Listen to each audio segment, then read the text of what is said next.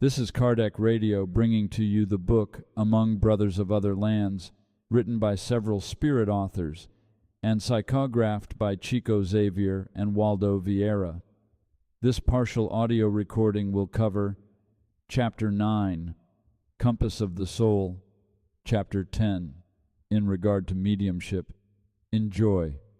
Chapter 9, Compass of the Soul, by Bezerra de Menezes.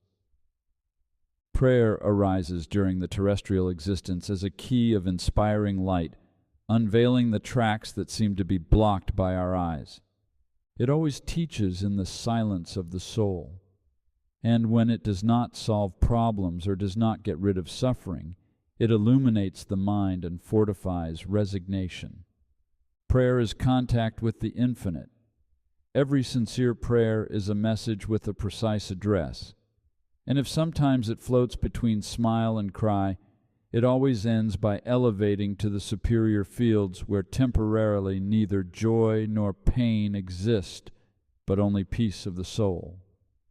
Prayer is a dialogue. One who prays never monologues. Even less fortunate petition receives the adequate reply coming from the shadows. Meet your commitments at the right time. Punctuality is moral faithfulness in the balance of time. Give and you will receive, and help and someone will help you. Charity is the ideal recipe for all evils. Impartiality in judgment begins within us when we are benevolent with others and austere with ourselves. Where are the intersections of truth in your life? What is the relationship between you and the spiritual world? All the consequences of our actions become an example to others. Every opinion portrays the one who gives it. Life is a long trip to ports of perfect happiness. Prayer is the compass that places us under the guidance of the Lord, in whose hands we must land at the rudder of the vessel of destiny. Pray always, and the boat of your days will never get lost in the clouds of darkness. London, England, August 10th, 1965. Chapter 10, In Regard to Mediumship, by Brother X. Therein, at the busy Carnegie Hall room in New York, we met the famous medium, to whom we will simply call Mrs. Haydon. We have heard the best references about her in the spiritual plane. By scheduling an appointment through the loving intervention of our friend Fred Feigner, we were received by the distinct discarnate lady for a short conversation. Mrs. Haydon, guide of mediumistic issues in various doctrinal circles in the United States, received us with extreme kindness, and because we could see her surrounded by friends naturally in activities that could not be postponed, we decided to be very straightforward after the fraternal greetings. Mrs. Haydon, we started, if possible, we would like to ask you some questions about mediumship. My experience, she said, is nothing extraordinary. And smiling, she said, but you may ask whatever you wish, and I will answer what I can. We knew the interviewed lady, since the beginning of Spiritism in America, was close friends with Judge John Edmonds, Professor Robert Hare, Mrs. James Mapes, Emma Harding, and other pioneers of the spiritual movement on earth. And so I mentioned, "We do not ignore that you have studied mediumship since the early years of the Spiritist doctrine on earth." "Yes," she agreed, "I have had this honor." And our dialogue went on. "What would you say about mediumship at the present moment on the planet?" "It is still a new issue, as new as when we ventured to practice it precisely a century ago.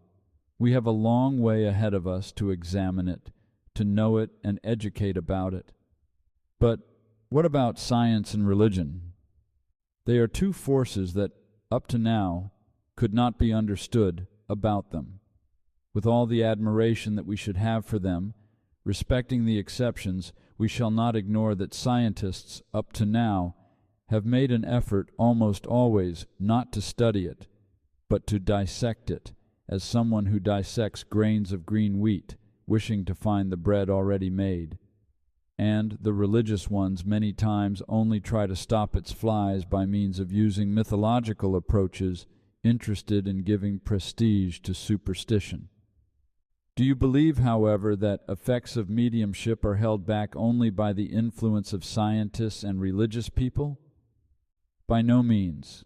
Mediumship is a neutral force, such as magnetism and electricity, that is neither good nor bad in itself. Human beings are the ones who characterize its usage. We all know that thousands of incarnate and discarnate people abuse mediumship as the forgers of blackmail for money, or impostors that exploit the word, degrading it in demagogy. Mrs. Haydon, do you believe in the possibility of restraining such abuses on earth by establishing a central institute of control for the mediumistic phenomena on earth? This is a question of personal conscience. Can you imagine what would be of the world, at the moral level that it still is, if only one group of nations or people could control the power of the sun?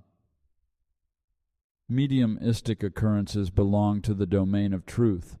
For this reason, they must be free for all creatures, at the level of evolution that they are, since we know that every medium will account for their actions to the guiding powers of life regarding what they do with their own gifts. Mrs. Haydon, we are convinced that mediumship is a natural characteristic to all human beings. However, do you believe, as much as we do, that many spirits reincarnate with a special mission to develop and honor it? Absolutely. And how do you explain the failure of so many mediums in the world? This failure does not happen exclusively in the domains of mediumship. Do you, my friend, admit that there are tyrants in politics, hired assassins of intellectual culture that try to discredit science with acts of cruelty, and the fanatics in religion, all of whom were born on earth to cause the harm that they do? We may identify companions going astray in mediumship as easy as we may find them in the circles of fortune, of intelligence, of administration. What do you say about this? That for the time being we are, in general, the human family of the planet with imperfections, passions, mistakes, and bankruptcies, inherent to our status as spirits in gradual improvement while falling now and getting up later on, learning and getting better always. From your point of view, how are we to promote and elevate the concept of mediumship? By means of separating the mediumistic phenomenon from the spiritist doctrine while defining the phenomenon by matter of observation and doctrine as being the light that clarifies it. Do you know the Kardecian codification? Yes, says Mrs. Haydon. If you were asked to talk to our incarnated siblings that speak the English language about the works of Allan Kardec, would you allow us to know what you would say, please? If that would be possible for me, I would invite all the friends and those associated with this ideal, including Anglo-Saxon and Latin ones, for the general study of the spiritist and spiritualist themes and interests for the benefit of humankind. I would start with the humblest groups of people. Those fundamental subjects of the soul, immortality, evolution, reincarnation, destiny, pain, and justice need to leave the narrow circles of the symposia for the clear and direct analysis of the people. Mrs. Haydon, trying to understand mediumship better, we would like to know your opinion about mediumistic mystification, because you are now on the other side of life. Well, my brother, you say it very well when you say on the other side of life, because in the physical realm, we get used to seeing obstacles in an excessive, concise way. The mediumistic fraud takes on, now for me, multiform aspects. Once, in some rare cases, we can recognize it generated by bad faith and malicious intent. In its majority, we need to understand the role of hypnosis, compulsion, conditioned reflex, or the obsessive process inside it. It is not easy to distinguish the real occurrences of true mediumship from the mystification occurrences. What do you suggest for the solution of this problem? Work and study each and every day more and more. The wise of the superior spheres inspire and guide us, but they do not do those tasks that are supposed to be performed by us. But Mrs. Haydon, what do you think about the mediumistic mystifications that seed doubt and denial among people? Why don't wise spirits from the superior spheres prohibit it irrevocably? The remarkable harvester of Spiritism in America smiled in an enigmatically way and added, "Oh, my friend, doubt is permitted by divine generosity for the benefit of human weakness. If it causes harm on one side, mediumistic fraud shows selective function on the other side.